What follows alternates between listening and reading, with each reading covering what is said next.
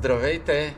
Искам да ви покажа нагледно каква е разликата между оригиналните амортисьори на Suzuki Jimny, които монтират в завода на вашата кола, сравнен с друг амортисьор, който бихте си купили, за да апгрейднете окачването на колата си.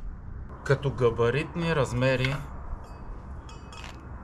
амортисьорите са абсолютно еднакви. Тоест, без да преправяте нищо по окачването, може да махнете оригиналния амортисьор и да сложите новия амортисьор. За теста съм избрал амортисьор HM4x4. Основната разлика между тези два амортисьора е: оригиналният е газов, пълен е с газ. HM амортисьора е маслен, пълен с масло. Сега ще се опитам с една ръка да свия оригиналния амортисьор.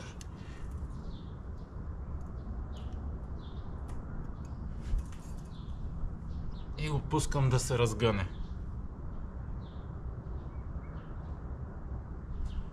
Не прилагам кой знае какво усилие, сгъвам го с една ръка. Разгъва се почти веднага. Ще се опитам да направя същото упражнение с HM амортисьора. Тук е нужно да си помогна с две ръце много повече сила.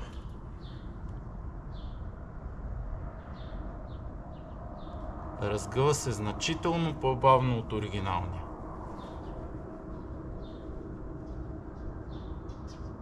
Вижте, продължава.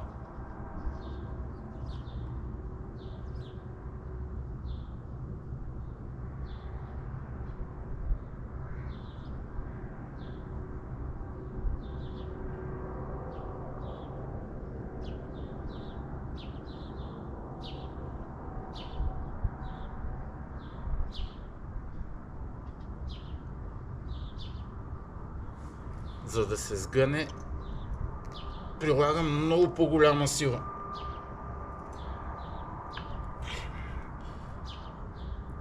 И се разгъва много бавно. Сега ще сгъна двата амортисьора заедно, за да се види каква е разликата при разгъването им.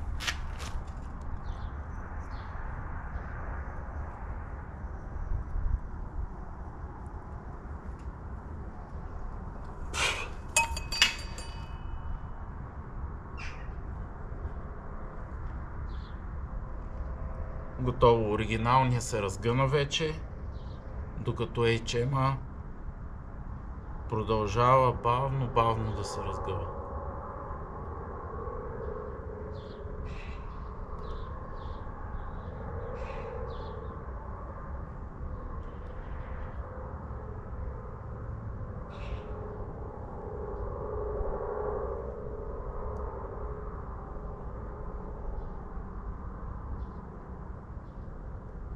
Още се разгъва.